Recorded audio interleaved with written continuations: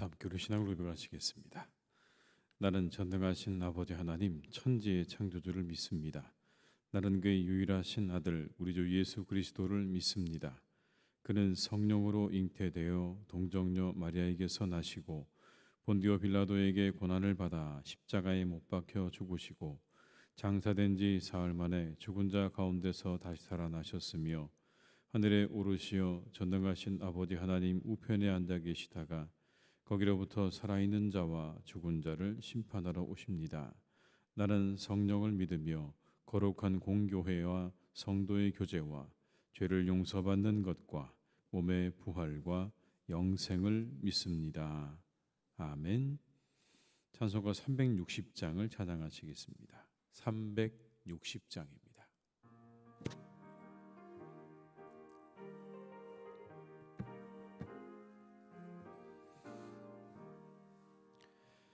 행군 나팔 소리에 주의 호령 났으니 십자가의 군기를 높이 들고 나가세. 선한 싸움 다 싸우고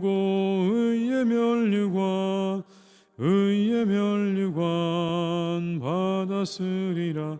선한 싸움 다 싸우고 의의 면류관 예루살렘 성에서 면류관 받으리. 저 요단강 건너 우리 싸움 마치는 날 의의 면류관 예루살렘 성에서 악한 마귀 권세를 모두 깨쳐버리고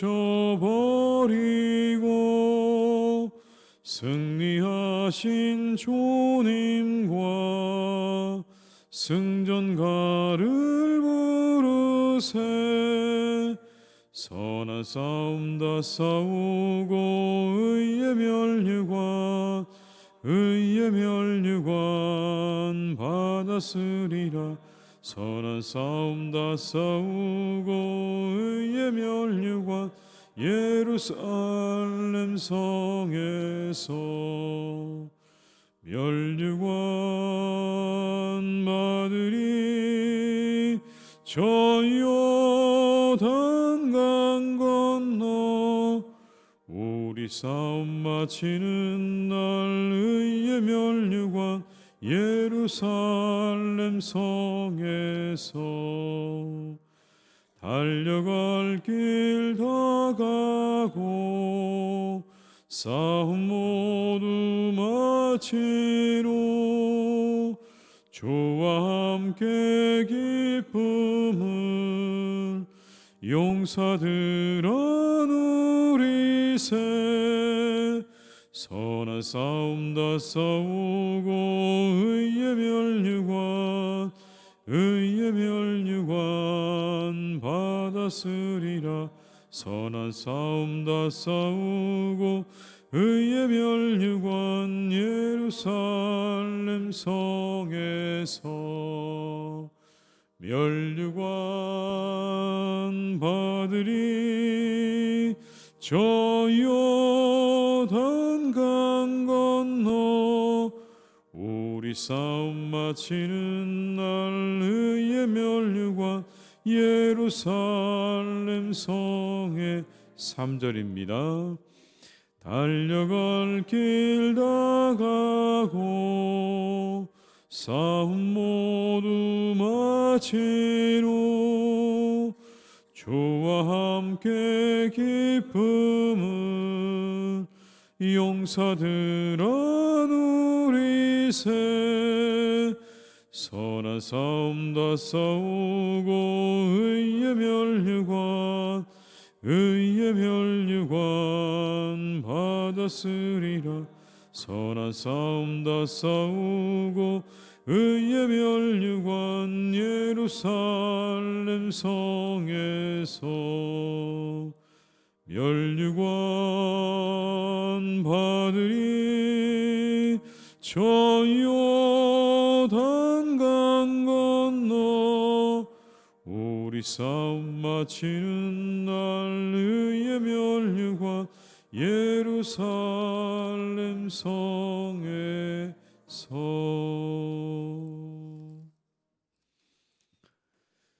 이 시간 하나님께서 우리에게 주신 말씀은 베드로후서 1장 12절에서 21절의 말씀이 되겠습니다. 베드로후서 1장 12절에서 21절의 말씀입니다. 베드로후서 1장 12절에서 21절의 말씀을 함께 봉독하시겠습니다. 그러므로 너희가 이것을 알고 이미 있는 진리에 서 있으나 내가 항상 너희에게 생각나게 하려 하노라. 내가 이 장막에 있을 동안에 너희를 일깨워 생각나게 함이 옳은 줄로 여기노니 이는 우리 주 예수 그리스도께서 내게 지시하신 것 같이 나도 나의 장막을 벗어날 것이 임박한 줄을 알미라. 내가 힘써 너희로 하여금 내가 떠난 후에라도 어느 때나 이런 것을 생각나게 하려 하노라. 우리 주 예수 그리스도의 능력과 강림하심을 너희에게 알게 한 것이 교묘히 만든 이야기를 따른 것이 아니요 우리가 그의 크신 위엄을 친히 본 자라. 지극히 큰 영광 중에서 이러한 소리가 그에게 나기를 이는 내 사랑하는 아들이요 내 기뻐하는 자라 하실 때에 그가 하나님 아버지께 존귀와 영광을 받으셨느니라. 이 소리는 우리가 그와 함께 거룩한 산에 있을 때에 하늘로부터 난 것을 들은 것이라. 또 우리에게는 더 확실한 예언이 있어 어두운 데를 비추는 등불과 같으니 날이 새어 샛별이 너희 마음에 떠오르기까지 너희가 이것을 주의하는 것이 옳으니라. 먼저 알 것은 성경의 모든 예언은 사사로이 풀 것이 아니니 예언은 언제든지 사람의 뜻으로 낸 것이 아니요 오직 성령의 감동하심을 받은 사람들이 하나님께 받아 말한 것임이라. 아멘. 이제 이 베드로가 자신의 임박한 죽음을 알고 있습니다. 유언과 같은 글을 남기는 겁니다. 그런데 이 글에서 베드로가 한 가지를 강조합니다. 자신이 이렇게 남기는 이 편지가 어떠한 것인지, 여기에 담겨져 있는 내용이 어떤 내용인지를 분명하게 밝히고 있습니다. 12절과 13절의 말씀을 제가 읽어드립니다. 그러므로 너희가 이것을 알고 이미 있는 진리에 서 있으나 내가 항상 너희에게 생각나게 하려 하노라. 내가 이 장막에 있을 동안에 너희를 일깨워 생각나게 함이 옳은 줄로 여기노니. 이 글을 써서 항상 생각나게 하려고 내가 이 글을 쓰고 있다. 일깨워 생각나게 하는 것이 옳은 일이라고 나는 그렇게 여긴다. 15절에도 이렇게 말씀합니다. 내가 힘써 너희로 하여금 내가 떠난 후에라도 어느 때나 이런 것을 생각나게 하려 하노라. 이 모든 것들을 생각나게 하기 위해서 다시 내가 이 글을 쓴다라고 하는 그런 내용 아니겠습니까? 왜 이런 글을 썼을까요? 이런 사람들이 있었거든요. 베드로가 전해준 그 이야기가 교묘히 만든 이야기다라고 하는 사람들이 있었던 겁니다. 그가 너희들에게 전해준 그 이야기는 만들어진 이야기다. 그 이야기 믿어서는 안 된다. 믿을 수 없다라고 하는 거짓 교사들이 그 안에 있었던 겁니다. 그것에 대해서 오늘 베드로가 반박하고 있는 겁니다. 16절의 말씀을 읽어드립니다. 우리 주 예수 그리스도의 능력과 강림하심을 너희에게 알게 한 것이 교묘히 만든 이야기를 따른 것이 아니요 우리는 그의 크신 위엄을 친히 본 자라. 당시 거짓 교사들이 예수님의 그 이야기와 다시 예수님께서 이 땅에 오실 거라고 하는 그 재림의 이야기가 교묘하게 만들어진 거짓이라고 사람들에게 전해준 겁니다. 이 말은 곧 베드로가 너희들에게 전해준 그 이야기는 잘못됐다, 거짓이다라는 그런 이야기를 하고 있는 거죠. 너희들을 겁주어서 너희들에게 뭔가를 얻어내려고 해서 그래서 지어낸 이야기를 너희들에게 전해준 것이지 그 베드로의 이야기는 맞지 않다라는 겁니다. 그것에 반박해서 오늘 이 베드로가 한 가지를 분명히 합니다. 자신들에게 그 말씀을 전해주신 예수님이 누구신지, 그리고 그 말씀을 받아 전해주는 내가 베드로 자신이 누구인지를 분명하게 오늘의 이 편지를 통해서 밝히고 있는 겁니다. 그 이후에 그래서 결정적인 한 가지의 사건이 나오죠. 바로 우리가 알고 있는 변화산 사건이라고 하는 그 이야기를 오늘 베드로가 하고 있습니다. 17절과 18절의 말씀을 함께 읽겠습니다. 지극히 큰 영광 중에서 이러한 소리가 그에게 나기를 이는 내 사랑하는 아들이요 내 기뻐하는 자라 하실 때에 그가 하나님 아버지께 존귀와 영광을 받으셨느니라. 이 소리는 우리가 그와 함께 거룩한 산에 있을 때에 하늘로부터 난 것을 들은 것이라. 예수님께서 하나님 아버지로부터 존귀와 영광을 받으셨음을 증거하고 있습니다. 내 사랑하는 아들이요 내 기뻐하는 자라. 하늘에서 그 소리가 들려왔다. 우리가 똑똑히 들었다는 겁니다. 그분이 바로 우리의 메시아가 되시고 하나님의 아들이 되신다는 것을 우리는 똑똑히 들었다. 똑똑히 보았다. 베드로가 지금 그 이야기를 하고 있는 겁니다. 근데 이 이야기를 왜 하고 있는 걸까요? 그 예수님께서 하신 말씀은 그러니까 누구의 이야기입니까? 메시아의 이야기입니다. 그리고 베드로, 내가 전해주는 그 이야기는 그 영광을 친히 본 자가 전해주는 이야기라는 겁니다. 내가 그것을 친히 보고 그분이 메시아 되심을 내 눈으로 똑똑히 확인하고 내 귀로 분명히 들었다. 내가 전하는 그 이야기는 그러니 사사로이 교묘하게 만들어낸 이야기가 아니라 메시아의 이야기를 내가 전해주고 있는 것이다. 이 이야기는 그러니 신뢰할 만하다는 그런 이야기 아니겠습니까? 내가 너희들에게 전해주는 이야기, 사도들이 당신들에게 전해주는 그 이야기는 거짓이 아닙니다. 그건 신뢰할 만한 이야기. 결코 거짓이 될 수 없다는 것을 이렇게 말하고 있는 겁니다. 내가 전하고 있는 이야기는 여러분 결코 거짓이 될 수 없습니다. 거짓 교사들은 또 이런 것도 비판을 했습니다. 구약의 예언도 잘못됐다는 겁니다. 그 예언도 틀렸다는 겁니다. 구약에 나오는 메시아에 대한 이야기들, 그것도 잘못됐다는 겁니다.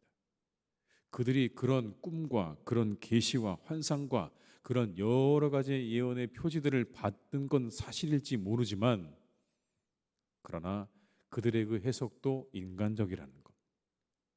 어디까지나 인간적인 해석일 뿐인 거지 그들이 가지고 있었던, 그들이 받았던 그 모든 계시도 인간적인 해석에 지나지 않으니 틀렸다는 겁니다. 성경을 그렇게 이야기하고 있는 거예요.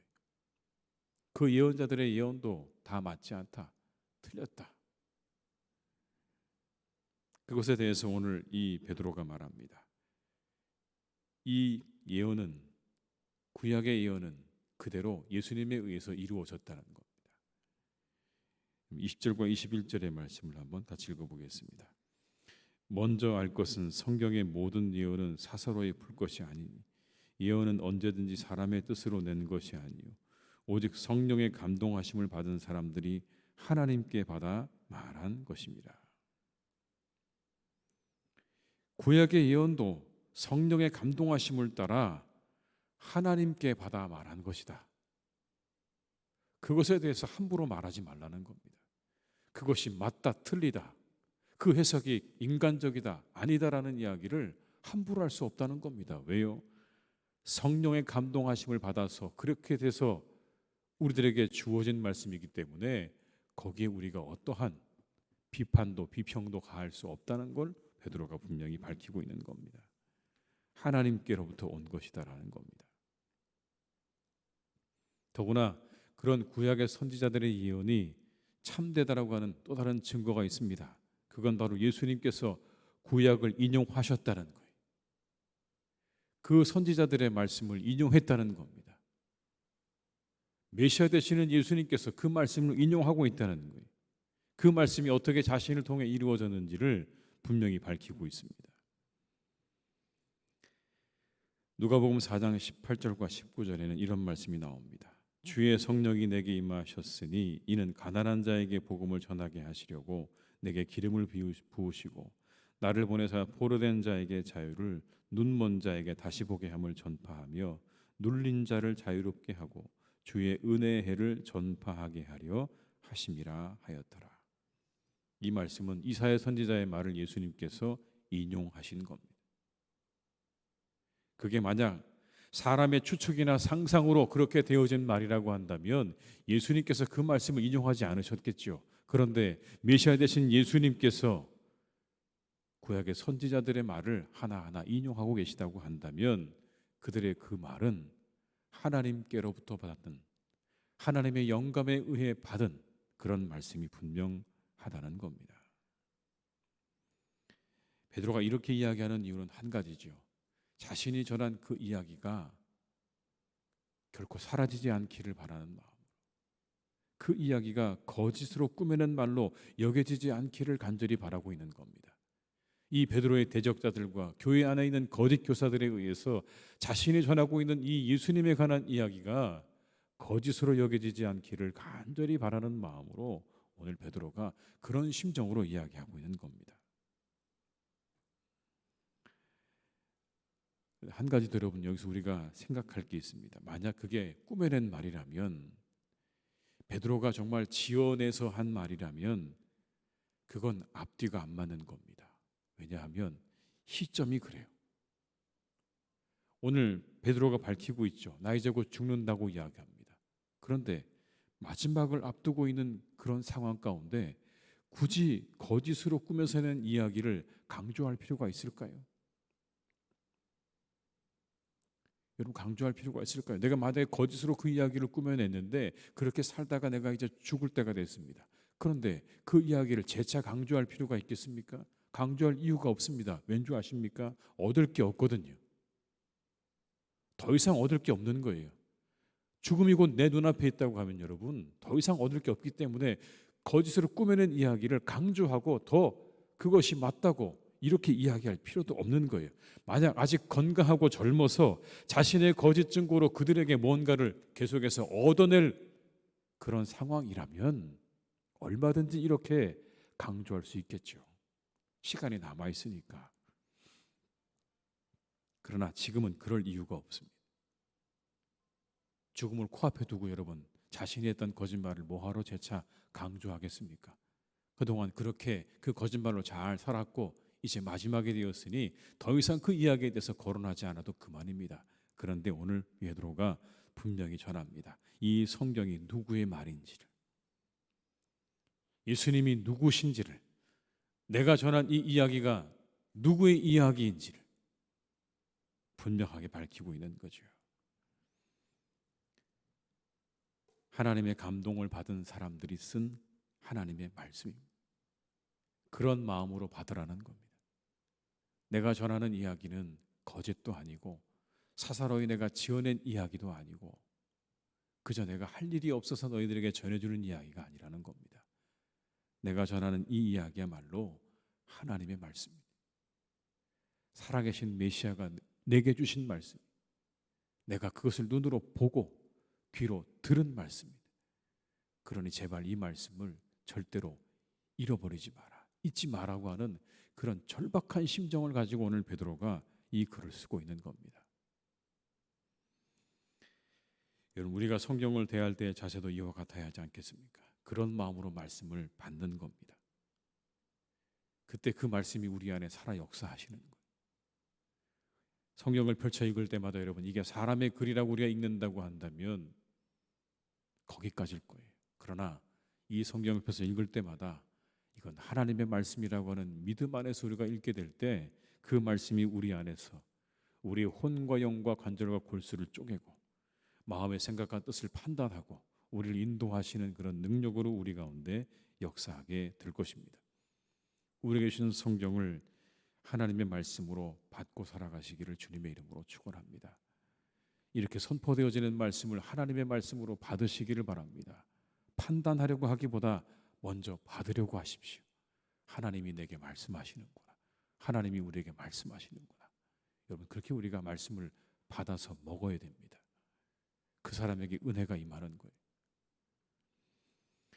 오늘의 이 베드로의 마음을 여러분 기억하시면서 왜 그가 그렇게 죽어가면서 대적자들을 향해 또 교인들을 향해 이렇게 말하고 있는지를 우리가 이 하루 잘 묵상하시면서 하나님 말씀을 우리가 잘 받고 그 말씀을 먹고 살아가는 복된 삶이 되시기를 주님의 이름으로 축원합니다.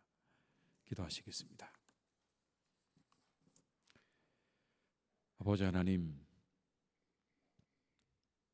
우리가 하나님 말씀 앞에 설 때 우리는 어떤 마음입니까? 베드로가 힘을 다해 오늘 교인들에게 하나님의 말씀이 어떠한 것인지, 자신이 전하고 있는 이 이야기가 무슨 이야기인지, 그리고 자신이 그토록 전하기 원하는 예수님이 누구신지를 분명히 밝히고 있습니다. 마지막 죽음을 앞두고 있는 이때에 베드로가 하나님 이렇게 힘주어 이야기하는 것을 우리가 보면서 우리는 다시 한번 더 우리 주님께서 진정한 우리의 구세주가 되시고 메시아가 되시고, 그 주님이 전해주신 말씀과 그 주님의 모든 것을 보고 들었던 사도가 전해준 이 이야기들이 하나님의 말씀인 줄로 믿게 됩니다. 주님, 항상 우리가 이 말씀을 대할 때마다 그런 믿음으로 말씀을 받게 하여 주시옵소서. 하나님의 말씀을 받는다는 마음으로 성경을 대하게 하여 주시옵소서.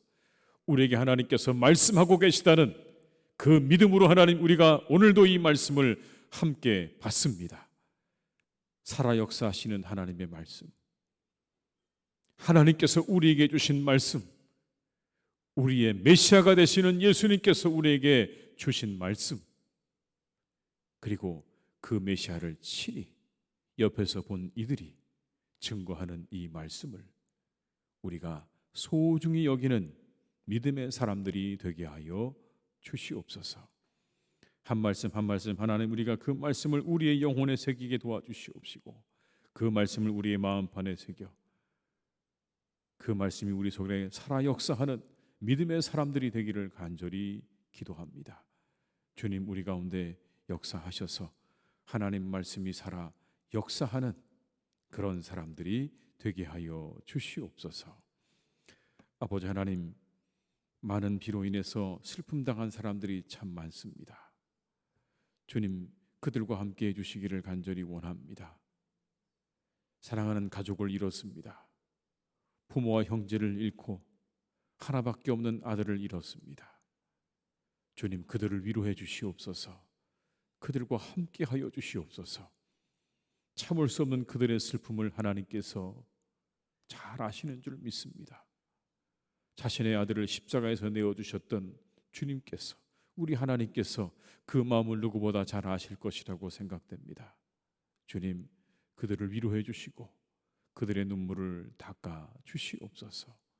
세상에 그 어떤 위로도 하나님 위로가 되지 않사오니 하나님께서 함께해 주시옵고, 모든 삶의 터전과 가족을 잃은 이들을 주께서 하늘의 위로와 소망으로 함께해 주시기를 간절히 원하오니, 슬픔 당한 자들을 하나님께서 위로해 주시옵소서. 아버지 하나님, 사랑하는 우리나라를 주께서 인도해 주시기를 간절히 원합니다. 질서가 바로 서는 나라가 되기를 간절히 기도합니다. 하나님, 이 나라의 질서가 바로 서게 하여 주시옵소서. 교권이 바로 서게 하여 주시옵소서. 모든 권위가 바로 설 수 있기를 간절히 원합니다. 하나님, 모든 것이 뒤죽박죽 되어져서 어느 것이 옳은 것인지 어느 것이 잘못된 것인지 분별할 수 없는 그런 상황 되지 않도록 인도하여 주옵시고, 하나님, 우리나라를 선하게 인도하셔서 모든 질서가 아름답게 바르게 세워지고, 질서가 무너지는 것이 아니라 질서가 잘 유지되고 세워지는 그런 나라가 될 수 있도록 주께서 인도하여 주시옵소서. 하나님, 그래서 우리나라가 바로 세워지기를 간절히 원하오니 하나님께서 우리나라를 견고하게 세워주시옵고 바른 질서 위에 우리나라를 세워주시옵소서. 사랑하는 하나님의 교회도 또한 그렇게 인도해 가시기를 간절히 원합니다. 주님의 은혜 아래 하나님의 교회를 든든하게 세우실 것을 믿습니다. 하나님의 말씀 위에 세워주시옵소서. 살아계신 하나님의 말씀 위에 세워주시옵시고, 우리의 그리스도 되신 예수님 위에 하나님의 교회가 든든히 세워지기를 간절히 원합니다. 십자가 위에 세워지게 하여 주시옵시고 주님 위에 세워지게 하여 주시옵소서. 성령의 놀라운 은혜 위에 하나님의 교회가 세워져서 하나님의 교회가 든든하게 평안하게 세워져가는 역사가 오늘도 있기를 간절히 기도하오니 주께서 우리 교회를 축복하시고 인도하여 주시옵소서. 하나님 간절히 기도합니다. 우리 성도님들의 가정과 일터를 주님께서 이끌어 주시기를 원합니다. 평안하게 하시고 그 모든 일들이 주님 안에서 잘 되어지기를 간절히 원합니다. 모든 일이 잘 되게 하여 주시옵소서. 일터가 축복을 받게 하여 주시옵소서. 그 일들이 잘 되게 해 주시옵소서. 하나님의 은혜 가운데 아버지 하나님 모든 일이 잘 되게 하시고 가정을 평안하게 가족들을 강건하게 지켜 주시옵소서. 사랑하는 자녀들의 이 교회학교 수련회와 성경학교에 하나님께서 은혜 주시기를 간절히 원합니다. 시간 함께해 주시고 준비하는 것 위에 함께 하시고 그 시간 속에 역사해 주셔서 우리 사랑하는 자녀들의 영혼에 하나님의 놀라운 은혜가 체험되어지는 복된 시간 되기를 간절히 원하오니 주여 그 시간 함께해 주시옵소서. 말씀을 통하여 찬양을 통하여 기도를 통하여 그들의 영혼 가운데 하나님께서 은혜 부어주실 줄 믿습니다. 하나님 어떠한 것이 되었든지 그 시간 안에 우리 사랑하는 자녀들이 은혜 받게 해 주시옵소서. 은혜를 얻게 하여 주시옵소서. 하나님을 만나게 도와주시옵시고 하나님을 믿게 하여 주시옵소서.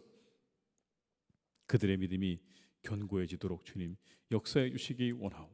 성령께서 그 시간 그 자리 가운데 함께 하시고 동행하여 주시옵소서. 이 하루도 모든 것 주님께 덕드립니다. 날씨가 많이 덥습니다. 우리 교우들이 더위 속에 건강하게 지켜주시고 이 하루도 하나님 오가는 모든 발걸음을 하나님께서 안전하게 하시고 주께서 평안으로 지켜주시기를 간절히 원하옵고 예수님의 이름으로 기도드립니다. 아멘.